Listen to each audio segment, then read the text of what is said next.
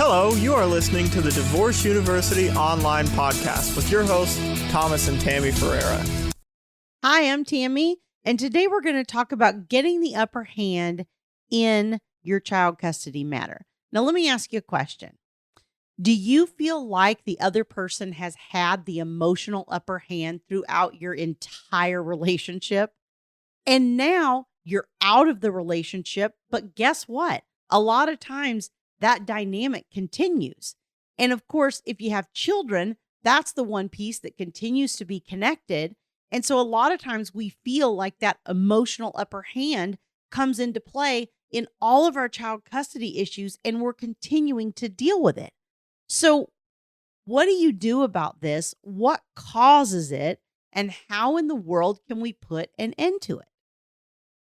The first piece to understand in this is that when you're dealing with someone that has some form of high conflict or personality disorder, like we talk about a lot, that can be, narcissistic, borderline, other types of antisocial and personality disorders. And one of the things you have to step back and look at is this person's moral compass, okay, which is different than most of us. And so whatever has happened to them in their life that has caused them to start to use these dysfunctional types of behaviors for their emotional survival has come into play because of, because of those things that happened. And so they are willing to compromise their morals in a way that most of us are not. And why are they willing to do that? They're willing to do that because they feel like their very survival, life or death, depends on it. And this is their way of moving through the world. So you have to start to understand that in order for you to be able to get that emotional upper hand, you have to be willing to compromise your morals at that level. And I think for most of us that are, maybe the more functional one in the relationship or the one without the high conflict personality disorder, we have a higher moral compass and we're not willing to compromise our morals in that way in the relationship. And so that's why we feel that frustration. And that's why the other person is able to get the emotional upper hand because they're willing to sink to whatever level is necessary in order to accomplish what they want to accomplish. Now, what happens in these situations? I'm going to give you an example of something that happened really early on in my first marriage. And this is a real simple example. But I was raised in a Christian home. I was both of my grandfathers are Baptist ministers. You've probably heard me talk about that before. And so I was raised in a very, no alcohol, no drugs, no cursing, very, very kind of uptight, I guess, home in a lot of respects. But also what came with that is, a love of God, which I'm grateful for my parents. And also, not lying, not cheating, not stealing, trying to do unto others as you would have them do. And so that's kind of the world that I grew up in. And my ex-husband had a rougher childhood and kind of had to survive a lot of times. He was raised by a single mom for a big part of his life. Money was very tight. It was very difficult. There are times I remember him telling me that, he would go in and steal a candy bar from somewhere because that's what he had to do to eat, And so something I would never dream of doing, right? Partly because I never had to. I didn't have to do those things, fortunately. And so because of those different childhood experiences and things that happen, we come at life differently. And I think a lot of times when we get married or get into a relationship early on in our life, we don't think through a lot of those types of things. We assume the other person is coming to the relationship with the same viewpoint or life approach that we have. And through my divorce, that's one of the things that became very, very clear to me was that my ex-husband and I actually were not on the same page about a lot of these types of issues. So really early on in our marriage, I can remember going to the grocery store and we had bought soda and we had put it on the bottom of the cart. Now, money was very tight at this stage. We did not have kids yet. It was just me and him. And we essentially worked minimum wage jobs, and so a trip to the grocery store was a huge budgetary issue, right? And so we went in and we put the soda on the bottom of the cart, and then we got out to the car and I said, "Oh, we forgot the soda." And he goes, "Oh, well, bad for them, good for us," or something along those lines, and tossed the soda in the car. Okay, that didn't sit well with me, but I didn't challenge it at the time. I just went along with my husband and just went, "Oh, okay. Oh, well." So that then turned into, okay, I know I can get away with this. And so what he would do is every time we would go to the store, he would put the soda on the bottom of the cart and try to get it through as if he forgot. And then if somebody said something to him, he would just do the whole, "Oh yeah, I forgot," kind of thing. And so again, like years down the road, once I went through the divorce and everything, it became very clear to me that I wanted somebody with, somebody that more closely matched my moral values in life. And so I remember one of my first experiences with Thomas, when we went to the store, we went to Walmart or somewhere. And one of the things we had bought was a little pack of batteries, like a little 8-pack of AA batteries. And we got to the car and we loaded everything in. And I looked down in the car and I said, "Oh my goodness, we forgot the batteries." And without a word, Thomas picked those batteries up and sprinted back into the store to pay for them and came back to the car. And so those two very similar experiences, very different reactions from each of my husbands at the time, it really confirmed for me in that moment, if I didn't know already, that Thomas was my kind of guy, right? He shared my same moral values, and he didn't subsequent times try to do things to get away with getting more batteries or more whatever. And so we have to understand that unless we're willing to sink to the other person's level, they are in some ways going to have that emotional upper hand.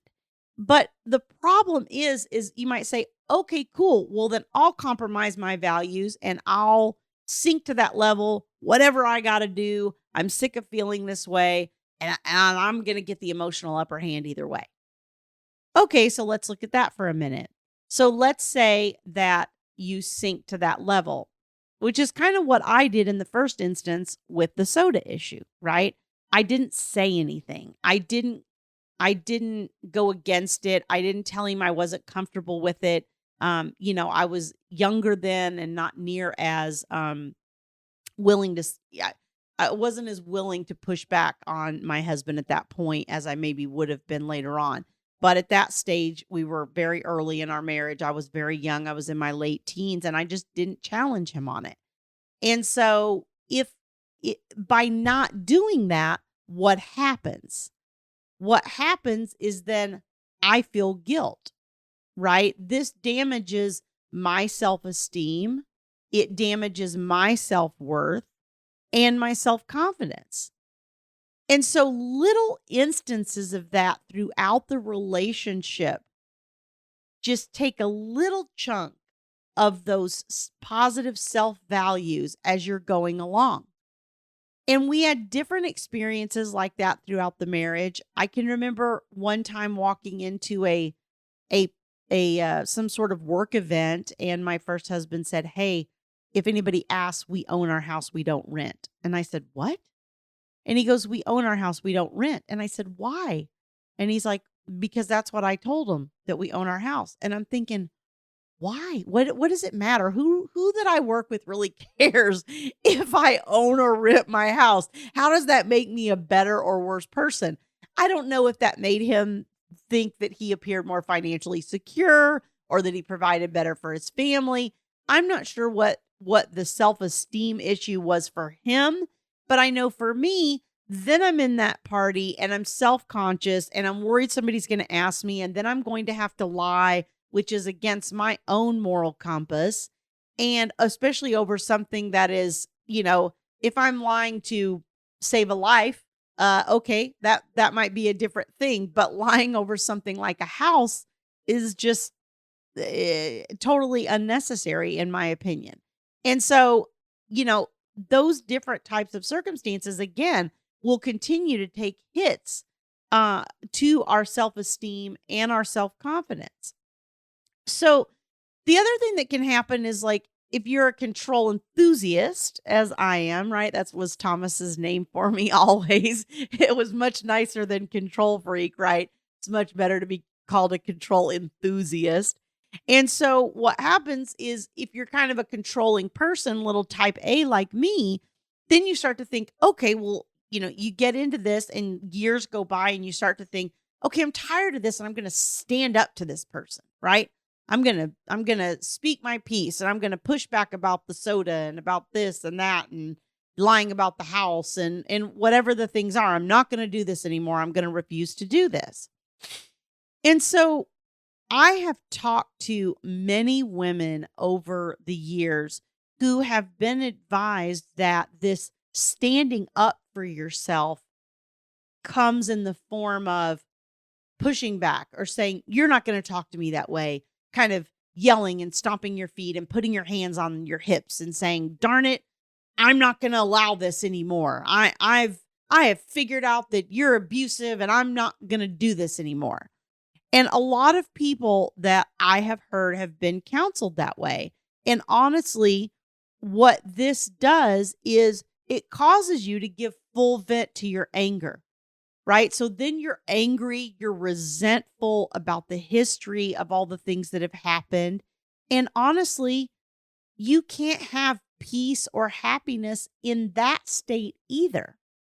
So in the first instance, when we're giving in because we are not willing to sink to that moral level, we're destroying our own self-esteem and our own self-confidence. And so we don't have peace because of the guilt and all those things.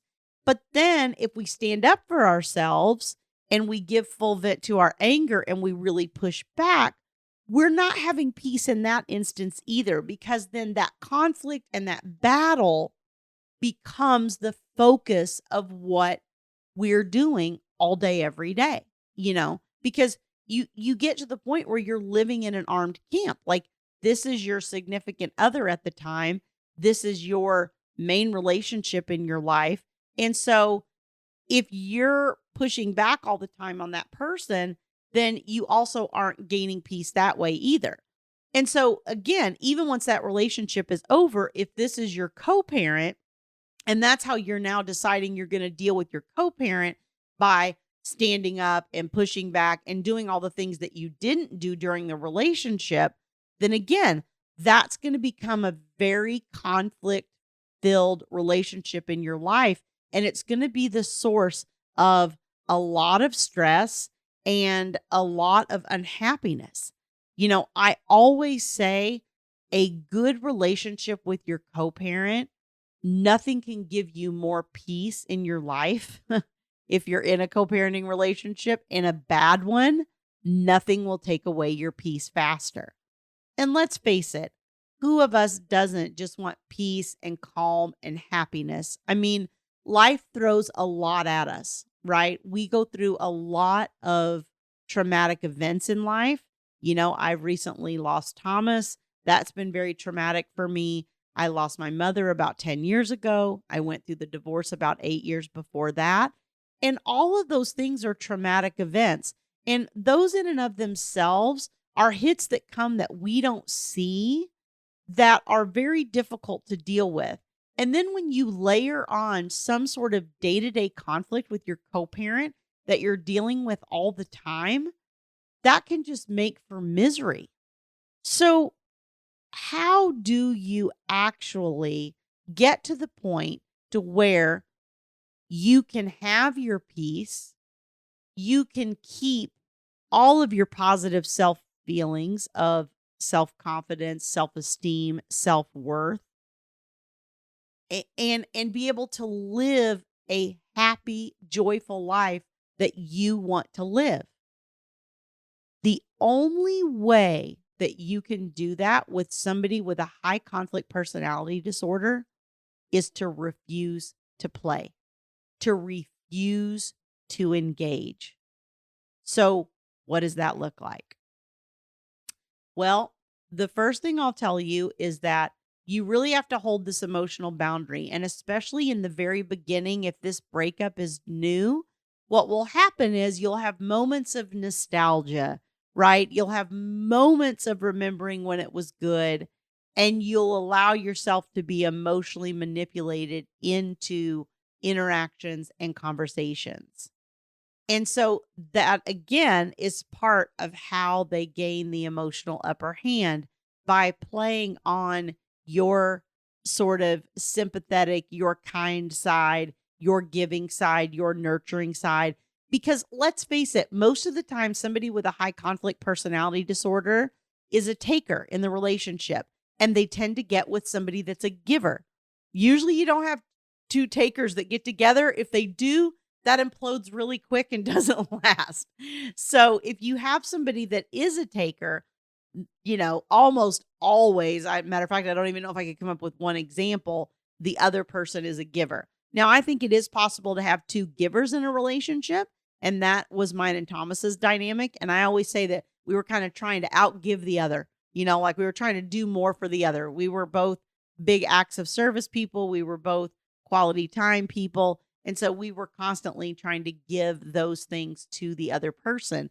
And so that kind of makes for a really nice situation, as long as you don't have a dynamic where somebody is resentful of the other person because they feel like they're giving more than the other person. And that's the dynamic that happens in the giver-taker relationship is, you've given, this person takes, and eventually you're resentful, and then they want to know why you're such a, jerk. And it's not that you're such a jerk, it's that you've been depleted, right? You've been completely depleted and you're not getting anything back to fill your own tank.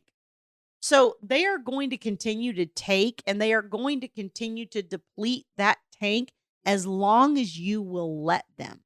And this is part of what they talk about with narcissists, in particular with narcissistic supply, is they can still get their emotional supply from you if you allow it, even after the end of the relationship.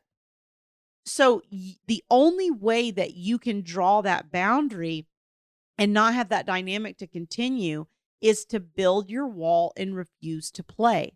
So what does that look like? That looks like usually using a parenting app for your communication.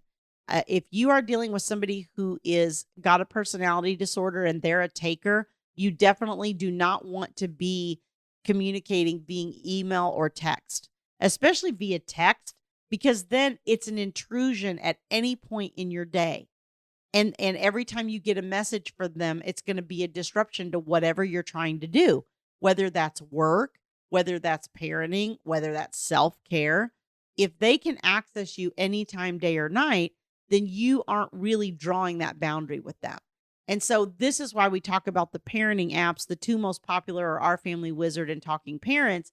And it's a great way to be able to draw a boundary with the other person. The other thing that you have to do is to not engage with your communication. And this is where that standing up for yourself thing starts to come in, because you feel like, you have to tell them something's not true, or you have to address some lie that they're stating, or you have to give them a piece of your mind about this issue or that. And really, again, there's no way to win at that game, because they're going to come back with some comment, some attack, some personal attack on you, something that just cuts you to the quick. Because again, they're willing to sink to a lower level than you are. And so what those types of standing up for yourself comments do is, I call that a hook. It gives them a hook to be able to come back and have another round of argument or communication with you. How many times have you gone back and forth, and are they ever the one that stops? Probably not. Probably eventually you just get tired of it and go, okay, I'm done. I'm not doing it anymore. But if you can do that at the beginning and not even allow it to go down that path, then you're going to preserve your own energy and your own self-worth a whole lot more because you've just cut it off right at the very beginning and not allowed it to grow into this continual conversation. So what I always tell people to do is look at your communication, try to find the things that are actual questions in there that you need to answer, like, can I pick the child up at such and such time? The answer is either yes, or unfortunately, no, that won't work. Or there isn't any, and it's all attacks about what a horrible parent you are, how you always have been, how they wish you would get a clue. You don't even respond to those things because when it stops mattering to you, they will leave you alone. As long as they're getting that emotional engagement from you and they're getting that payoff in the interaction of being able to manipulate you and able to get that emotional upper hand, that feels good to them and they're going to continue to do it. So the only way that you can manage this is by prioritizing your own peace and making sure that you are not engaging in any unnecessary interaction with them, which includes no face-to-face, picking kids up and dropping them off at school wherever possible. If your kids are old enough, let them walk out to the car or whatever from the house. You don't need to go out. You don't need to have interaction. You don't need to talk to them, and really draw those boundaries. And, if you've been in a relationship with a person that is a high conflict personality, I will guarantee you that you have poor boundaries. This is the very first thing that we all work on in therapy when we've been in a relationship with a high conflict person, is learning to draw boundaries because it's something that we're poor at, and for me, because of how I was raised and the value system that I was given, I interpreted that as I need to do anything for anybody that anybody asks of me. And one of the things I learned throughout life and throughout these experiences is, that I'm not required to compromise my own well-being for another person. I think there are certain circumstances where we do those things. We have a spouse that's ill or we have different things going on, but that's not the context we're talking about this in. We're talking about this in a situation where someone abuses that privilege and they continually take with no consideration for your well-being. And so until you're willing to prioritize that and demand that other people prioritize that as well, or allow you to prioritize it, you're going to continue to be in situations where that other person has the emotional upper hand. Okay? So I hope that this was really helpful to you. As always, if you're listening to the podcast, don't forget to hit subscribe so you get notified as new episodes are released each week. And if you're watching us on YouTube, please hit like on this video and then also subscribe to the channel so you get notified when new videos are released each week. And I will see you next week. Thank you for listening to the Divorce University online podcast with your hosts, Thomas and Tammy Ferreira. For more information, visit www.divorceuniversityonline.com.